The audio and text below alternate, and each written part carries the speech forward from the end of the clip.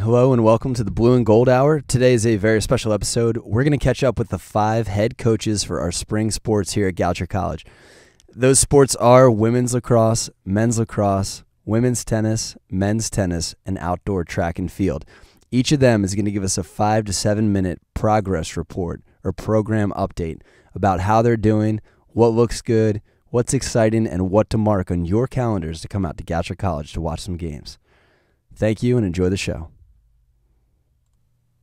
First up is Sally Baum, the women's head tennis coach. Sally, thank you very much for coming up. Oh, you're welcome. All right, so we want to hear a little about you in your 37th year here at Goucher. Congratulations. Thank you very much. That's awesome. And we'd like to hear a little bit about what the team looks like in 2016. You know, I don't know. We haven't played our first match yet. My guess is that we're a little steadier top to bottom. Sometimes you have a really good player at the top, and then you really fall off by the time you get to 6 singles. But this year, I think we're going to struggle a little bit to compete at the very top, but then getting through the bottom of the lineup, we're going to be able to compete pretty well with the kids down there. So we may win at, say, 2-3 dubs and then 4, 5, 6 singles, and there's your 5 points. So we're hoping that's what's going to happen. Each place is the same amount of points, right? If you win the first singles and third singles, the same. In tennis at the collegiate level, you play 3 doubles matches first, and they're 8-game pro sets, and then you play 6 singles matches, so it's your 9 points, and first one to 5. Do any of the players play both doubles and singles? Or? Yeah, they all will. Oh, they will. Okay, Mm-hmm. Okay, excellent. Yep. Okay, so next week we're going into spring break. Is there anything special for the women's tennis team over break? Always. We're getting out of the cold, although right now I can't say that. It's 80 degrees here today. But, right. We play our first 3 matches down there. We're playing some teams from way across the country in Illinois and Michigan and some other places. So that's always interesting because, you know, you get used to playing the same people around here, and it's always good to find competition that you really don't know about, and you have to kind of explore how you're going to do that and how you're going to play. And so we're looking forward to getting started. That's interesting. It's a little different because it's a team you can't scout, so it's kind of concentrate more on Goucher tennis and go out. And you know, you can scout to a degree in tennis. You can figure out who's playing where and what, but even then people can change their lineup 1 up or 1 down. That's true. Yeah, and so you think you have it figured out.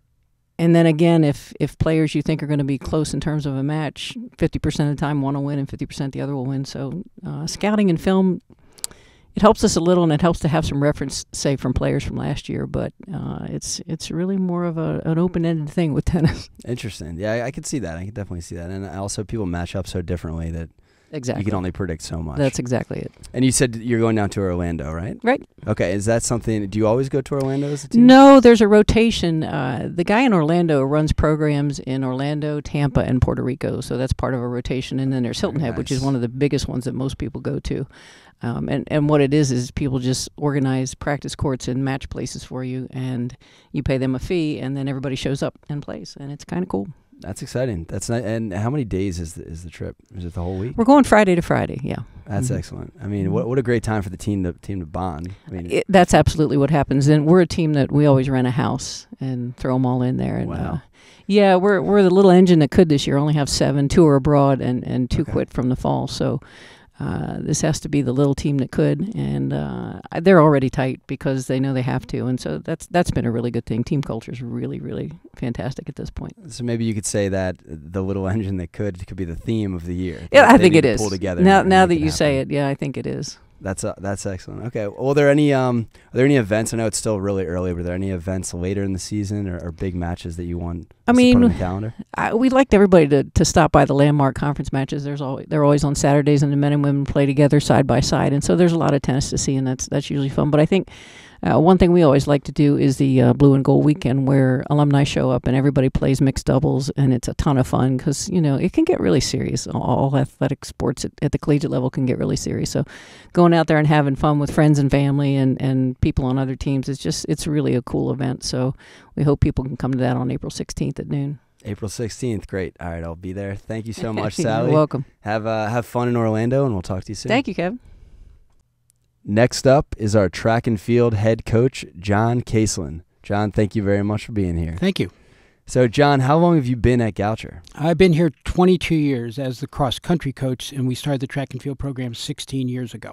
Okay, and now you're currently the head coach of both of those both teams. men's and women's cross-country and track and field, yes. And then I guess indoor track and field during also, the winter. Yes. So we have accomplished 6 teams Yeah. That's pretty cool, pretty impressive, and pretty unique, too. It's a unique program. So I guess if you would like to give a quick recap, how was cross-country and indoor track and field for this year? Well, cross-country season, we had a large graduation of the group a year ago, so we're a very young cross-country team. Okay. They developed very well. They're a good group. We have some promising athletes for the future there. Indoor track, we actually made a big step up, especially on the women's side. The women were 5th this year indoors. Very, very strong in the sprints this year. We have 5 or 6 athletes and predominantly 2 freshmen that have run extremely well their first year, Excellent. Along with a senior who had a sensational indoor season, Camilla Smith. Now, will the success in those other sports translate to the outdoor track and field? We hope so. Indoor track is kind of a disadvantage to us because we start classes so late, February 1st, and then also we don't have an indoor facility. Our training is pretty intense, but we don't have the facilities or time to necessarily be competitive indoors. Like we expect to move up at least 1 spot on both sides. That would be at least 1 spot in the outdoor season. That's excellent. So as we're going into spring break next week, what are the plans for track and field? Well, what we do is we'll give them about 4 days off, and we'll come back to school on Wednesday. We'll train Wednesday and Thursday, and then we will head south. We're going to Washington Lee University in Lexington, Virginia for the Washington Lee Carnival, Track and Field Carnival. It's a very large meet that encompasses about a couple thousand athletes. And we'll get ourselves outside and get going that next weekend. So. Now, is that the kind of competition that does that count for anything, or is that more of a fun event? Because it's track and field, time and distance is everything. Okay, that's how you qualify to national meets. Is based on so similar to swimming in that capacity. So yes, everything we do counts towards something. Although it's more of a team sport once we get into the conference championship scenarios. It's a little bit more individualized here in these bigger meets where you're trying to get into the finals and those kind of things. But once you get in the conference meet and you bring that whole group together, that's what really counts. And the spring break trip also allows us for the first time, because we've been training in so many different places on campus and off campus, that the spring break trips allows us to bring everybody together at one place for 4 days. And it really brings the team together. It's a great bonding experience. That's excellent. I mean, I had no idea about that trip, but that's such a good setup. It's amazing when you can bring so many athletes together from different schools, different backgrounds, especially in sports that maybe are a little more individual, like cross country. Maybe certain athletes do a lot of runs by themselves, but then they get to come together with hundreds of other athletes that are going to do the same and bond over that too. That's amazing. So you mentioned the landmark conference games or meets rather. Will those be in April? Well, actually, we will only see the landmark conference all together one time at the championship meet. We will see some of these teams at different places as we go.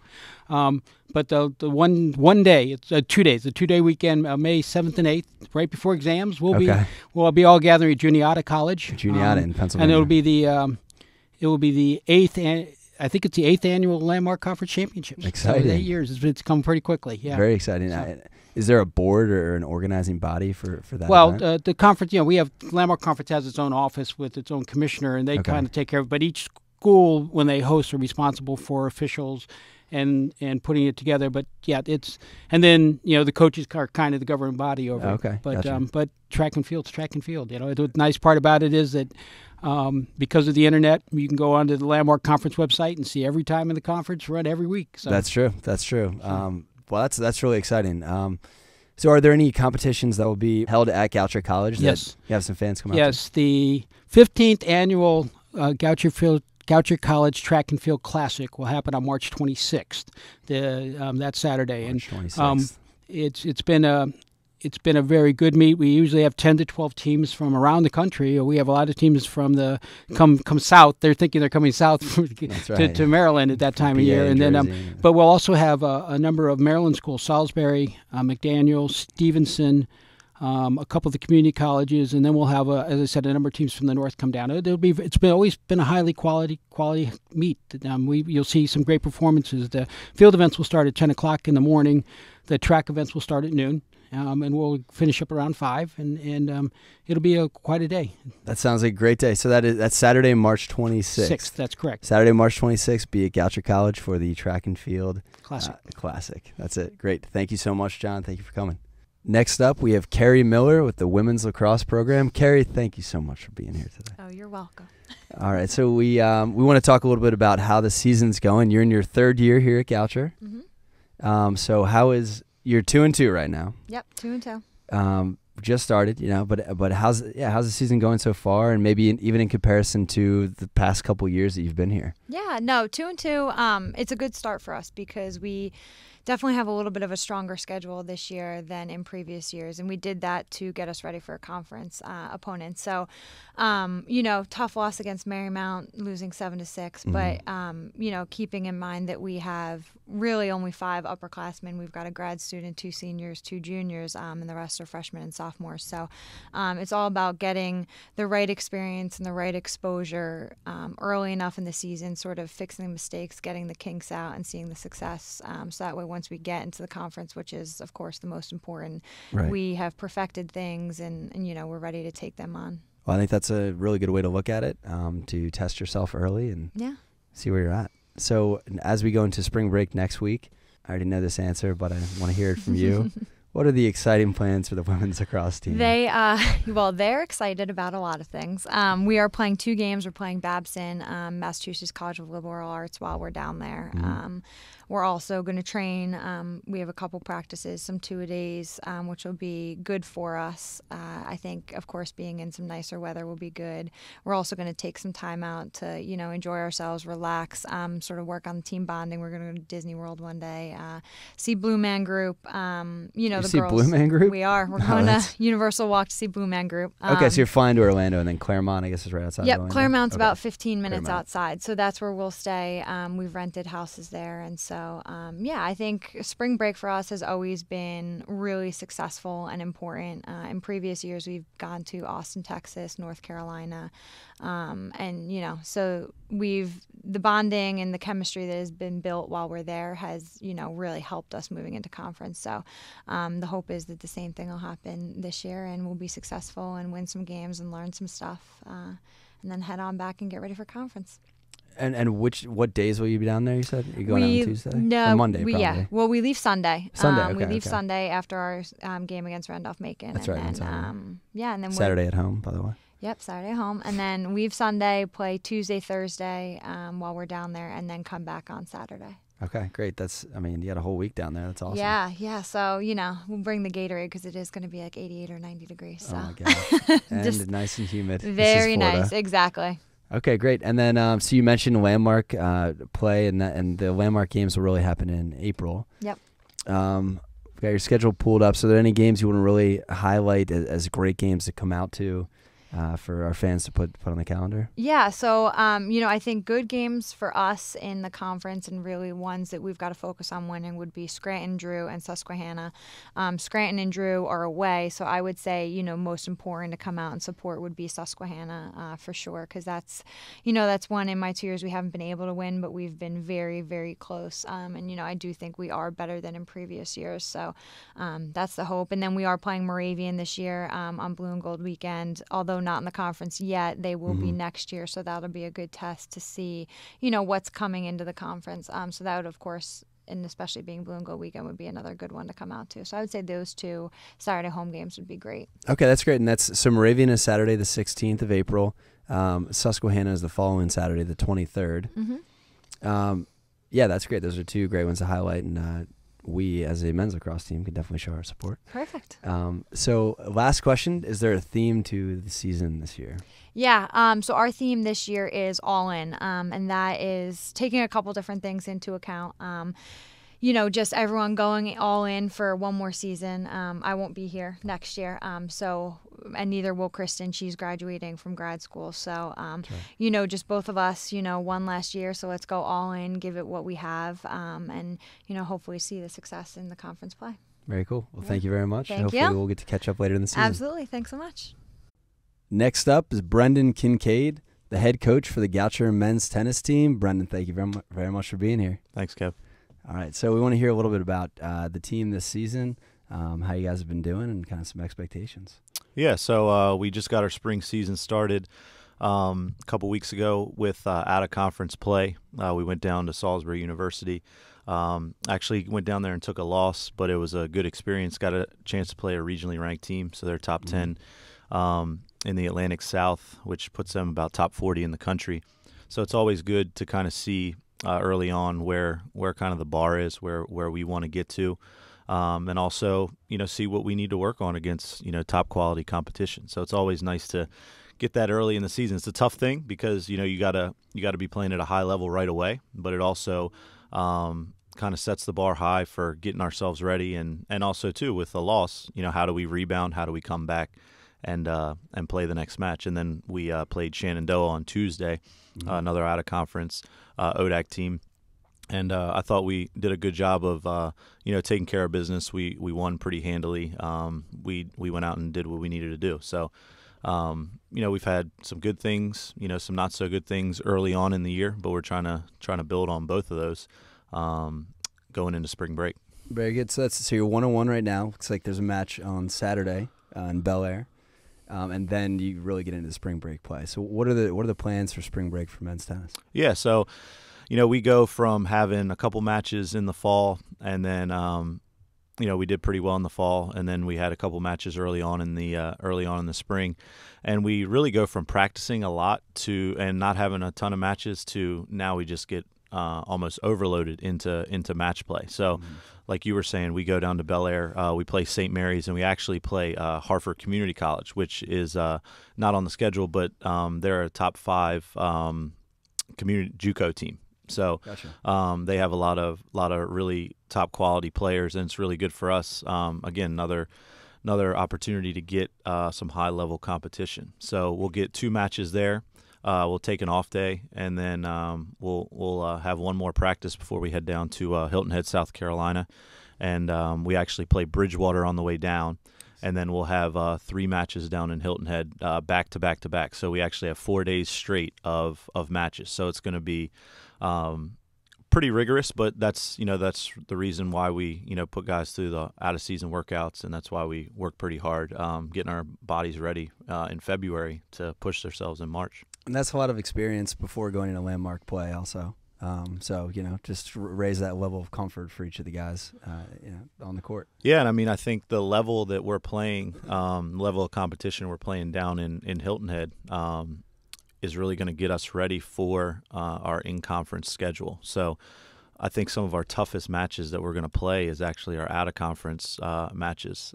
So if we're really getting pushed out of conference, it's going to make some of the in-conference matches that really matter not necessarily easier, but we're going to be really prepared going into conference play on the 26th. Right, absolutely. And I know you mentioned that Juniata was a tough one last year. We have Juniata coming to town on April 10th. Is that a match you want to highlight for spectators to come out to, students to come out to? Yeah, that's going to be a big one, and we don't like to get too far ahead of ourselves. But if we do what we're supposed to do in conference, I think that potentially is a match. I know a lot of the guys, we're not really talking about that, but that's a match that is really highlighted. I know with our guys because coming in last year and never finishing really higher than 7th in the conference, and then we make it to the conference championship last year and lose a really close match in the final to Juniata, and now we return all 6 of our starters as well as adding a couple new guys. I think our guys know what's at stake in that match, but they also know too it's a regular season match, and we need to be playing our best in May. It'd be great to get that match, but we need to make sure that we're focused on how do we play our best tennis when it comes to May. Well, I think that's a sign of a good head coach to take it one day at a time. Eyes on the prize, but really it's one day at a time. And as you said, a lot of matches ahead in the next week. So going into break, we wish you the best of luck. I guess the next time we'll be in town is Saturday the 26th. And, I'll be out there cheering you guys on. Yeah, that actually will be a really good day.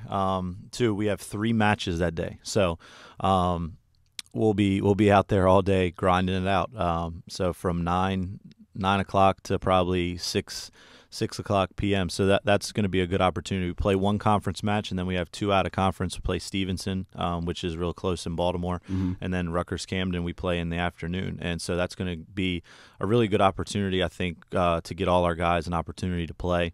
and see what we can do. And also, again, test that physical shape that we're in. Playing 3 matches is not easy by any stretch of the imagination. So the reason we try to push these guys a little bit early on is so, when we get to, the end of conference play and hopefully conference playoffs, they've already been tested in terms of not only from the mental standpoint, but also physically they've been tested. So you actually have 7 matches in 5 days. You are putting them through the gauntlet a little bit. Yeah, and I mean, that's it's one of those things where it's not really about wins and losses. I mean, because if we wanted everything to be ideal, we'd never play 2 matches in a day. We'd never play back-to-back days because we want everybody to be healthy and all that stuff. But, there's going to be times where, there could be a situation where we have to play, where how tennis works is, and how our conference does the scheduling, we have to play back-to-back days. So if you look at our schedule, there's a home and an away and away. So if you play 2 really tough teams on Saturday and Sunday, you have to be ready. You have to be ready to go at any point. So 7 matches in 5 days. It sounds crazy to a lot of people, but I tell the guys, like, that's the whole reason we're doing the stuff that we're doing, getting up at 6 a.m., lifting, running, doing extra things, because we want to be able to do things that other people aren't willing to do. So we can do things at the end of the year and get those accolades that other people haven't earned. So that's kind of how we look at it. So it may not filter into, well, we had as good of a record as we could have had, but by the end of the year, we want to be hopefully in that conference championship and going NCAAs. Very well said. Well, Coach, thank you very much for coming by. Hopefully later in the season we'll get a chance to catch up with you. Yeah. Kevin, thanks for having me. I appreciate it. Last but certainly not least, we're here with Brian Kelly, the head coach of the men's lacrosse team. Brian, thank you very much for coming out. Absolutely, Kevin. All right, so Brian is in his 4th season as the head coach. And, Coach, just want to talk a little bit about the team this year. So could you kind of give us an update on how we're looking this year? Yeah, so currently we just finished the first half of our out-of-conference schedule. Our record stands right now at 6-1 as we look to take on Catholic University this coming Saturday. That's right, and that'll be the first landmark conference game. Correct. Okay, great. So spring break now. Kind of any special plans? Are we doing anything different with the team for spring break?